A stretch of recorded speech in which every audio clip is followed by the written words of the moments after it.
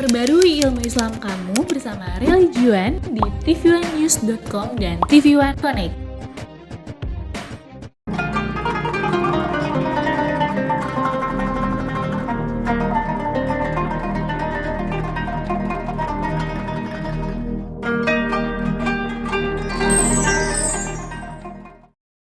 Assalamualaikum warahmatullahi wabarakatuh. Alhamdulillahi rabbil alamin. Allahumma salli wa sallim ala sayyidina wa nabiyyina Muhammad wa ala alihi wa sahbihi ajma'in. Saudara-saudariku yang dimuliakan Allah Subhanahu wa taala, pemirsa TV1, alhamdulillah masih kita bersama-sama di kajian mengenai Syekh Ali Jabir rahimahullah taala. Tema di sahur ini keutamaan suratul Kahfi yang biasa dianjurkan Nabi sallallahu alaihi wasallam kita membaca suratul Kahfi setiap hari Jumat karena banyak keutamaannya, banyak fadilahnya. Mari kita sama-sama dengar penjelasan dari almarhum Syekh Ali Jabir, semoga bermanfaat bagi kita. Bismillah. Bismillahirrahmanirrahim. Assalamualaikum warahmatullahi wabarakatuh. Alhamdulillah, Allahumma salli ala Sayyidina Muhammad wa ala ali Sayyidina Muhammad. أستاذنا الفاضل الأستاذ عبد الصمد، أستاذنا الفاضل الداعي إلى الله الذي نحبه في الله الأستاذ محمد زيتون. Semoga semua diberkahi Allah Subhanahu wa taala, para alim ulama, para habaib yang saya cintai dimanapun berada, para dai, pemirsa Damai Indonesiaku, semoga senantiasa dalam lindungan Allah Subhanahu wa taala dan ibadah di rumah aja. A'udzu billahi minasy syaithanir rajim. Bismillahirrahmanirrahim. واصبر نفسك مع الذين يدعون ربهم بالغداة والعشي يريدون وجهه ولا تعد عيناك عنهم تريد زينة الحياة الدنيا ولا تطع من أغفلنا قلبه عن ذكرنا واتبع هواه وكان أمره فرطا. صدق الله العظيم. Pemirsa jamaah sekalian dimuliakan Allah Subhanahu wa taala. Banyak sebenarnya pelajaran yang kita bisa ambil daripada suratul Kahfi. Mulai dari Ashabul Kahfi sendiri, pemuda-pemuda yang memperjuangkan agamanya, yang menjaga agamanya dan melindungi agama Allah Subhanahu wa taala walaupun mereka terpaksa mendiamkan diri di sebuah gua, dan juga cerita-cerita bagaimana Allah Subhanahu wa taala selepas menceritakan perjuangan Ashabul Kahfi dan Allah mengabadikan ceritanya, Allah Subhanahu wa taala memerintahkan Nabi Muhammad, dan ini perintahnya berlaku untuk kita semua. Wasbir nafsaka ma'al ladzina yad'una rabbahum bil ghadati wal 'ashi. Bersabarlah sama orang-orang yang mengajak manusia kepada Allah Subhanahu wa taala, sama orang-orang yang mendakwai manusia kepada Allah Subhanahu wa taala. Wala ta'du 'ainaka 'anhum turidu zinatal hayatid dunya. Dan menjaga pandangannya, menjaga apapun yang mengaruhi kita untuk tergeser dari tujuan yang utama, menjadi orang-orang yang mengajak manusia kepada Allah Subhanahu wa taala. Berdakwah. Sebenarnya berdakwah tidak semestinya menjadi ulama besar. Ballighu anni walau ayah. Hanya satu ayat yang kita fahami, kita hafalkan, atau sebuah hadis yang kita sudah belajari, kita bisa menjadi pendakwah dalam hadis tersebut dan kita sampaikan kepada orang, terutama keluarga kita. Allah Subhanahu wa taala mengajarkan kita bersabar, mendampingi para dai, bersabar untuk bersama para ulama, bersabar untuk orang-orang yang mencintai dakwah. Agar kenapa? Karena kita menghadapi tantangan, apalagi orang yang memfitnahi pendakwah, yang memfitnahi para asatidz, yang memfitnahi para habaib. Bagaimana posisi kita seorang pemuda-pemuda yang memiliki kekuatan yang Allah Subhanahu wa taala menjadikan masa depan Islam dan kemajuan Islam itu di tangan para pemuda-pemudi. Makanya jemaah sekalian, kedekatan kita bersama ulama kita, para habaib kita, para da'i kita, dan bersabar menuntut ilmu, bersabar untuk terus-menerus bermujahadah diri. Sebagaimana Allah Subhanahu wa taala abadikan cerita pemuda Ashabul Kahfi, Allah pula akan menabadikan cerita kita untuk bisa bagaimana menjadi contoh baik untuk masa dan generasi-generasi yang akan datang.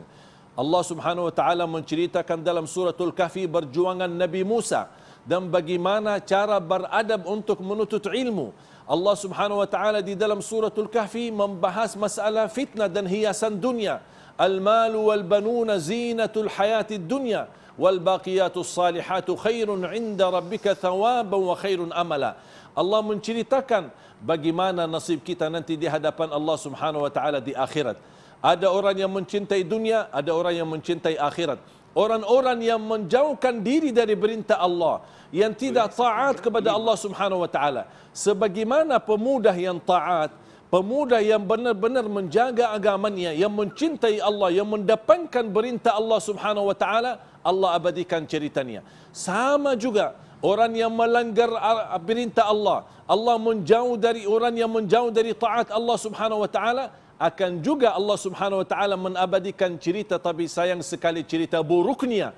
Wa taral mujrimina mushfiqina mimma fihi wa wudi'al kitabu fataral mujrimina mushfiqina mimma fihi wa يقولون يا ويلتنا ما لهذا الكتاب لا يغادر صغيرة ولا كبيرة إلا أحصاها ووجدوا ما عملوا حاضرا ولا يظلم ربك أحدا.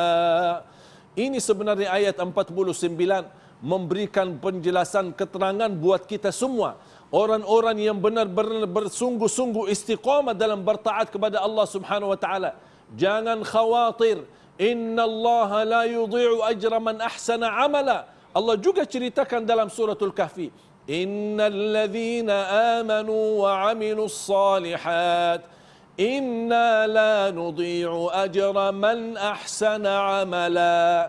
Yang terus memperjuangkan kebaikan, terus mendepankan ridha Allah Subhanahu wa taala, terus mendepankan agamanya daripada hawa nafsunya dan penaruhnya dunia dan fitnah dunia.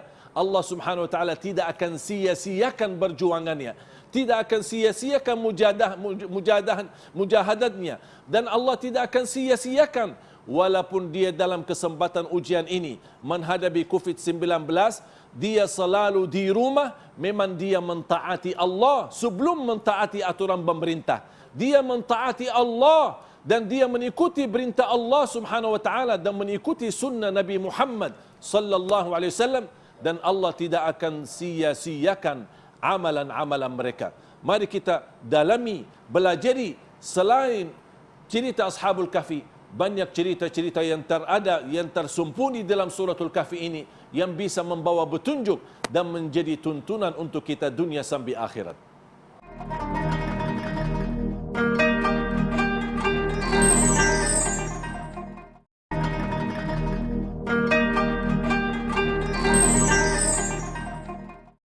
Mengapa ada pengkhususan pada surat-surat tertentu di dalam Al-Quran, seperti misalkan Al-Fatihah sebagai Asy-Syifa, kemudian tadi surat Al-Kahfi bisa melindungi dari Dajjal, dan juga ada ayat-ayat tertentu yang bisa dipergunakan untuk urusan ru'yah atau sebagainya gitu, Syekh.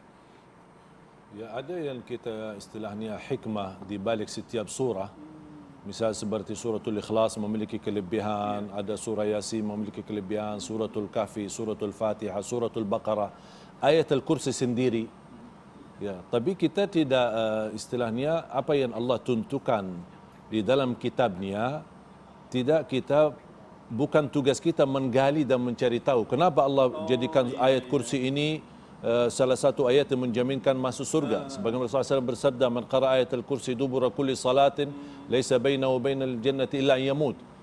Berarti ayat al-kursi menjamin, berarti tugas kita bukan menggali dan mencari tahu. Ada ilmu yang tidak ada gunanya kalau kita tahu. Ya, maksudnya gali-gali tahu. Seperti misal contoh di suratul Kahfi kan Allah sebutkan cerita al-anjin. mendampingi mereka kan. Menjaga di depan gua Ada itu. orang mencari tahu ini anjing itu asal usulnya apa? Iya, Ceritanya apa? Kenapa Allah sebutkan anjing? Kenapa tidak sebutkan misal kuda atau binatang-binatang yang lain?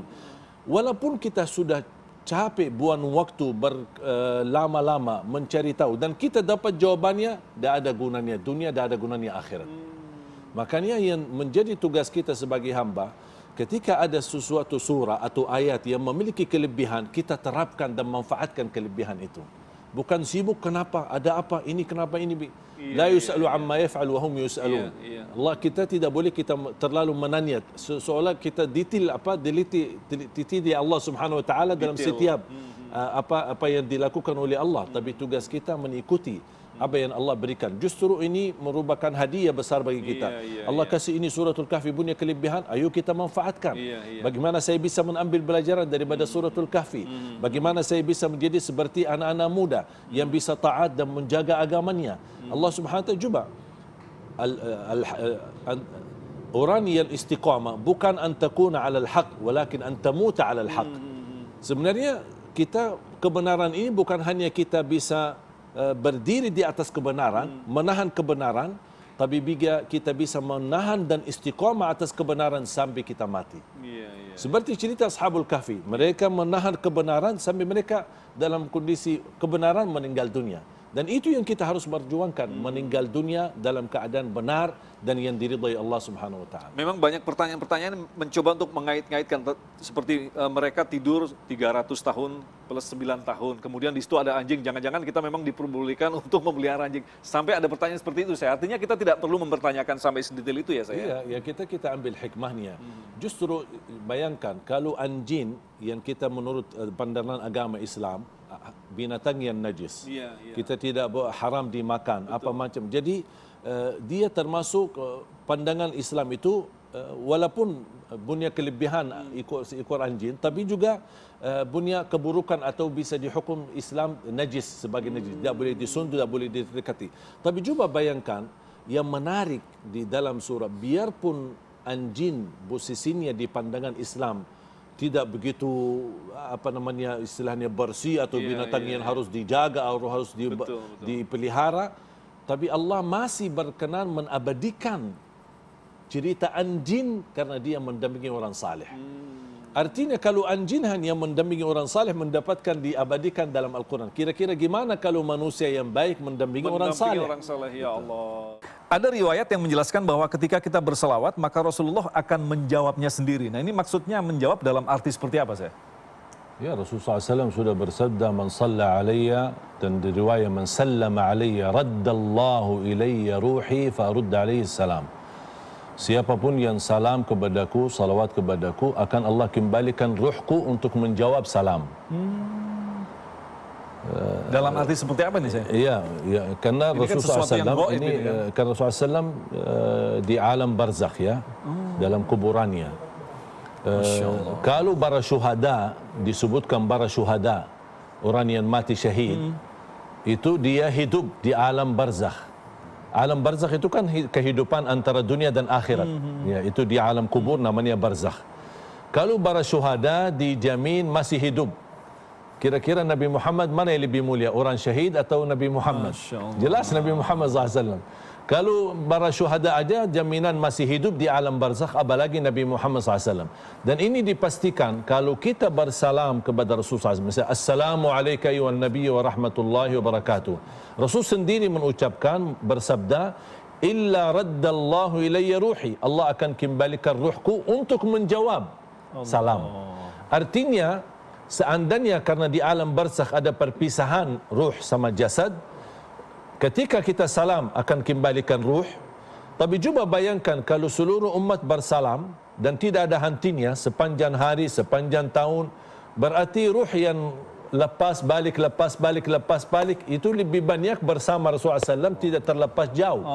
Artinya Rasulullah SAW memiliki hayatun khasah, memiliki kehidupan yang khusus yang tidak bisa kita gambarkan atau bayangkan atau bandingkan kepada orang-orang lain yang seperti manusia biasa. Kalau orang syuhada salihin aja bisa memiliki keistimewaan. Sampai kita bongkar sebuah kuburan yang sudah sekian tahun, tapi ternyata masih utuh, masih bersih.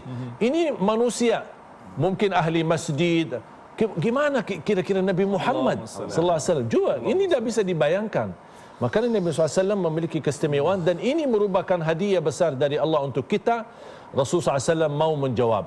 Sebenarnya bagi saya, jangankan dijawab Rasulullah SAW, didengar oleh Rasul sudah cukup. Aku sekarang salam, Assalamualaikum. Kalau saya misal lewati sebuah rombongan, saya bilang Assalamualaikum. Tak ada yang jawab. Ya Allah. Tapi kita tidak tahu. Mereka dengar tapi tidak jawab.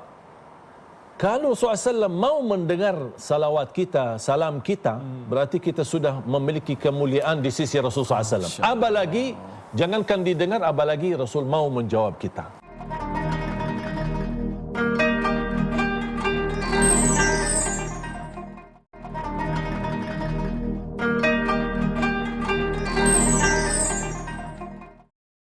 Rasulullah SAW sendiri bersabda, Ana sayyidu waladi Adam.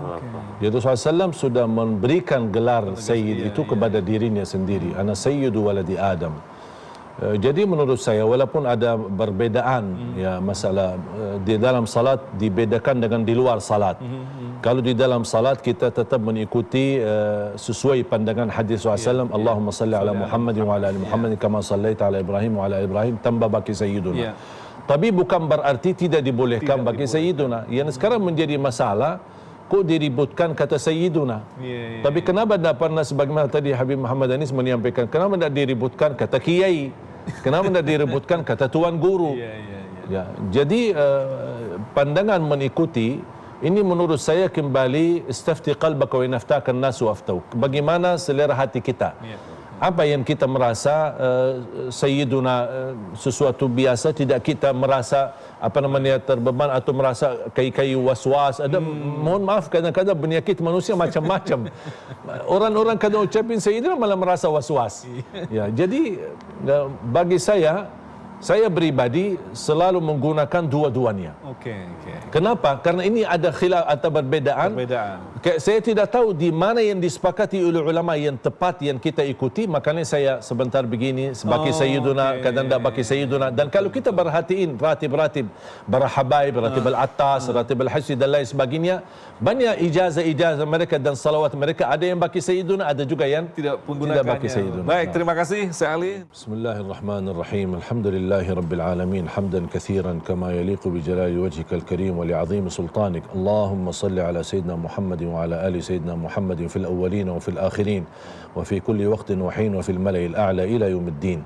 اللهم إنا نسألك الهدى والتقى والعفاف والغنى اللهم صل على محمد وعلى آل محمد اللهم إنا نسألك الهدى والتقى والعفاف والغنى اللهم صل على سيدنا محمد وعلى آل سيدنا محمد اللهم اجعلنا من أهل القرآن في الدنيا وفي الآخرة يا رب العالمين اللهم صل على سيدنا محمد وعلى آل سيدنا محمد اللهم يا الله ارفع عنا هذا البلاء وادفع عنا هذا الوباء اللهم صل على سيدنا محمد وعلى آل سيدنا محمد يا الله tolaklah bala ini ya Allah, angkat wabah ini ya Arhamar Rahimin.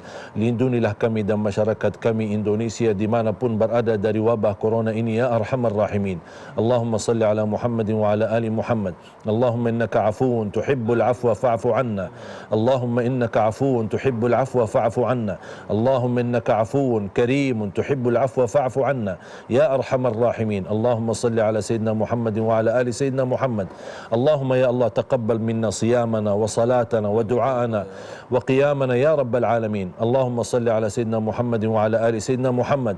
Allahumma anugerahkan kepada kami keberkahan Lailatul Qadar, kemuliaan Lailatul Qadar, keagungan Lailatul Qadar, ampunan yang kami dapat di Lailatul Qadar ya Arhamar Rahimin. Rabbana atina fid dunya hasanah wa fil akhirati hasanah wa qina adzaban nar. Wa sallallahu wa sallama wa baraka ala sayyidina wa nabiyyina Muhammad an-nabiy al-Mustafa al-Mukhtar wa ala alihi at-tayyibin al-athhar wa ala sahabatihi al-muhajirin wal ansar wa sallim tasliman kathiran mazidan ma ta'aqaba al-lail wan nahar. Walhamdulillahi rabbil alamin. Alhamdulillah, kita sama-sama dengar penjelasan dari almarhum Syekh Ali Jabir. Berarti banyak keutamaannya, banyak fadilahnya, dapatkan cahaya, nur antara dua Jumat. Allah Subhanahu wa taala mengampuni segala dosa kita antara dua Jumat. Suratul Kahfi menjadi syafaat bagi kita, luar biasa. Apalagi orang yang hafal 10 ayat dari awal suratul kahfi, dijaga oleh Allah subhanahu wa ta'ala dari fitnah ad-dajjal di yaumul qiyamah nanti, sebelum yaumul qiyamah di akhir zaman. Itu luar biasa, karena itu jangan tinggalkan bacaan suratul kahfi. Ilmu yang kita dapat, ayo mari kita amalkan. Usahakanlah kita hafal 10 ayat dari awal suratul kahfi. Kita usahakanlah membaca suratul kahfi setiap hari Jumat. InsyaAllah menjadi syafaat bagi kita, melindungi kita semua dari segala keburukan dunia dan akhirat. Amin ya Rabbal Alamin. Kita tutup dengan doa, khususan kepada almarhum Syekh Ali Jabir yang selalu mengajarkan kepada kita ilmu. Semoga kuburan beliau menjadi rawdah min riyadil jannah. Ilmu kajian hari ini dengan Syekh Ali Jabir insyaallah menjadi membahagiakan beliau dalam kubur. Amin ya Rabbal Alamin. Alhamdulillahi Rabbil Alamin. Allahumma salli ala Sayyidina wa Nabiyyina Muhammad wa ala alihi wa sahbihi ajma'in. اللهم إنا نسألك أن ترزقنا حبك وحب من يحبك وحب نبيك صلى الله عليه وسلم وحب عبادك الصالحين. اللهم وفقنا لتلاوة القرآن. اللهم أعنا على تلاوة القرآن. اللهم أعنا على ذكرك وشكرك وحسن عبادتك. اللهم أعنا على ذكرك وشكرك وحسن عبادتك. اللهم أعنا على ذكرك وشكرك وحسن عبادتك. ربنا تقبل منا إنك أنت السميع العليم وتب علينا إنك أنت التواب الرحيم. وصل اللهم وبارك على سيدنا ونبينا محمد وعلى آله وصحبه أجمعين.